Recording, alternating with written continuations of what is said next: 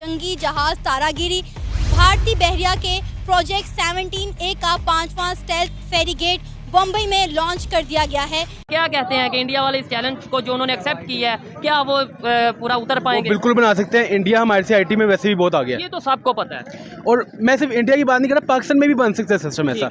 वरना यही होगा, आप जिस सेमिनार में जाएंगे सबसे पहले वो कहेंगे औज़ु बिल्लाहि मिनश शैतानिर रजीम बिस्मिल्लाहिर रहमानिर रहीम। कश्मीर लेना है दोस्तों, हाथ खड़े करो। कौन कौन जो है, ये कोई तरीका है पॉलिटिक्स का? बहुत सारी चीज़ें ऐसी होती है कि लोगों को बहुत इंतज़ार होता है। और अभी तो जिस तरह की इन्फ्लेशन पिछले 1-2 सालों से हम लोग देख रहे हैं, या बाकी बहुत सारी प्रॉब्लम्स हैं, जिस तरीके से रुपए की डिवेल्यूएशन है, फिर IMF के लोन का ना मिलना है, तो ये सारी वो चीज़ें हैं कि शायद ज़्यादा लोगों का अब जो फोकस है वो बजट की तरफ ज़्यादा रहा है। हालांकि पहले भी होता था, लोगों को ये होता था कि सैलरी कितनी बढ़ अगर हम गई। इंडियन नेवी की बात करें तो हमारे पास 2 न्यूक्लियर पावर सबमरीन्स हैं और 16 कन्वेंशनल डीजे पावर सबमरीन्स हैं। वहीं अगर हम सरफेस फ्लीट की बात करें तो 2 एयरक्राफ्ट कैरियर्स हैं, INS विक्रांत और INS विक्रमादित्य। फिर वॉरफेयर शिप्स की बात करें तो वो भी हमारे पास 16 हैं। अगर हम डिस्ट्रॉयर्स की बात करें तो वो 11 हैं। इनमें से आपने एक का नाम जरूर सुना होगा, INS विशाखापट्टनम।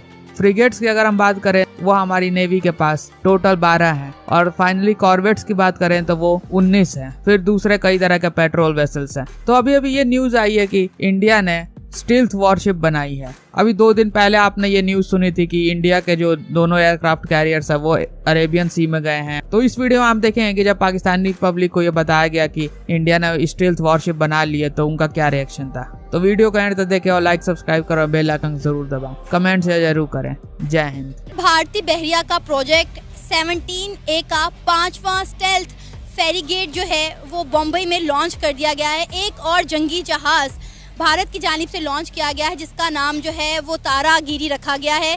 क्या कहेंगे, आए दिन इंडिया की तरफ से हमें कोई ना कोई इस तरह की चीज लॉन्च होती हुई नजर आ रही है। एक्चुअली आप देखें, इंडिया के सर पे जो है वो जंगी जुनून सवार है। अच्छा। अगर हम इसको 2019 से चेक करें जो कि इन्होंने कश्मीर में किया है, उसके बाद वो चाहता है कि पाकिस्तान में बदअमनी हो, पाकिस्तान के टुकड़े हों, बलूचिस्तान को पाकिस्तान से सेपरेट किया जाए। अच्छा। ठीक है, तो इस सिनेरियो में इंडिया का जो पूरा फोकस है वो सारा जंगी हथियारों की तरफ है, जहाज़ों की तरफ है।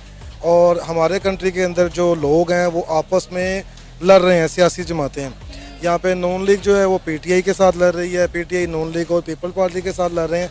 इन सब का एक कौमी मुफाद नहीं है, इनके अपने ज़ाती मुफाद हैं। जब इन सब का ज़ाती मुफाद ख़त्म हो गए, कौमी मुफाद पे आएंगे तो हो सकता है कि हम इंडिया को कम्पीट कर पाएँ। जो कि करंट सिचुएशन चल रही है, इंडिया चाहता है कि वो हमें सोशली भी पीछे करे, हमारे दरमियान लड़ाई झगड़े करवाए।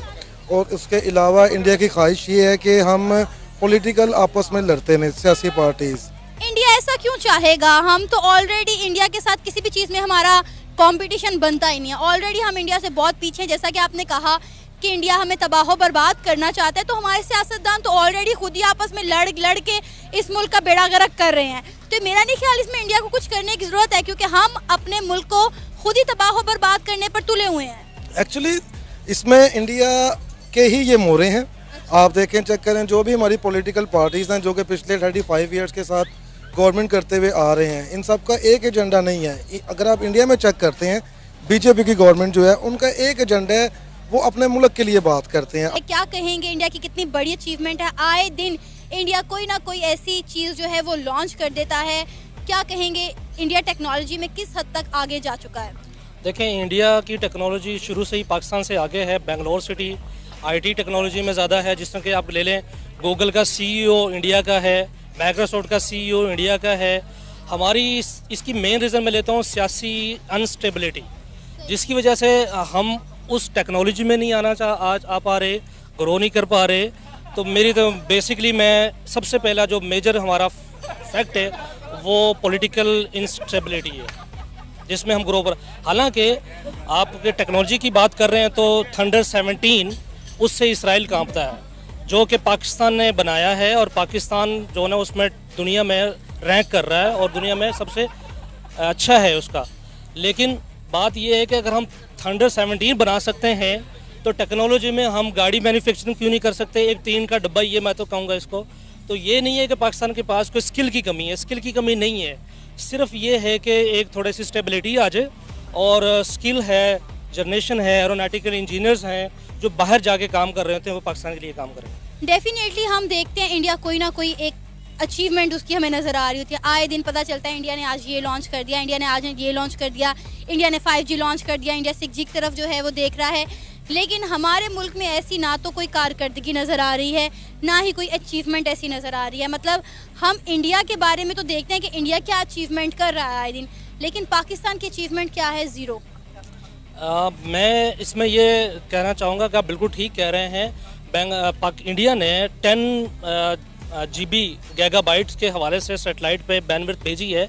ऐसा नहीं है कि हम चाइना की स्पोर्ट की मदद से काम तो कर रहे हैं, आल्दो के थोड़ा पीछे हैं, टेक्नोलॉजी में भी आगे हैं। बात किसी हद तक सही है कि इंडिया नहीं कर सकता, लेकिन स्टिल अगर हम अपने कंपैरिजन करते हैं इंडिया के साथ, तो हमारी एजुकेशन उनके लेवल की नहीं है। ठीक हो गया। मैं कोई 2 साल अमेरिका में भी रह के आया हूँ, वहाँ पे दरसगांव में भी मैंने देखा है, तो हमारे पास जो इंजीनियरिंग की क्लास होती थी उसमें लाइक 90% इस इधर साउथ इंडिया, मोस्टली इंडिया और चाइना।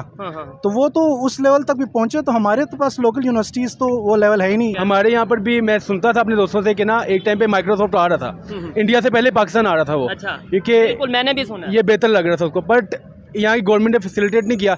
अल्टीमेटली वो इंडिया चले गए, वहाँ जाके सेटअप कर लिया, अब डेफिनेटली उनकी ग्रो कर गई है। चाइना अगर अपनी ऐप बना सकता है रीचैट के नाम से, जो वीचैट के नाम से, जो उन्होंने जो है मैसेंजर के मुकाबले में या व्हाट्सएप के मुकाबले में बनाई है, इंडिया अगर ट्विटर के मुकाबले में को बना सकता है, उन्होंने एक ऐप बनाई है, या फिर जैसे अभी उन्होंने चैट जीपीटी के मुकाबले चैलेंज को एक्सेप्ट किया है, कोई इस तरह की ऐप बना सकते हैं। हम क्यों नहीं सोच क्यों नहीं सकते, बना क्यों नहीं सकते? चैट जीपीटी के बाद डेटा बहुत है, डेटा बहुत, ठीक है, ऑलमोस्ट 4 बिलियन से ज्यादा का डेटा है उसके पास। बिल्कुल ऐसे ही है। वो नॉर्मल कंपनी के पास वो डेटा इतनी जल्दी अचीव नहीं हो। पाकिस्तान के हालात पर बात करने वाले हैं कि इस वक्त हमारी जीडीपी डाउन से डाउन चली जा रही है। सियासी पार्टियां यहाँ पर आपस में भिड़ रही हैं, आपस में लड़ रही है, अवाम आटे के लिए यहाँ पर मर रही है।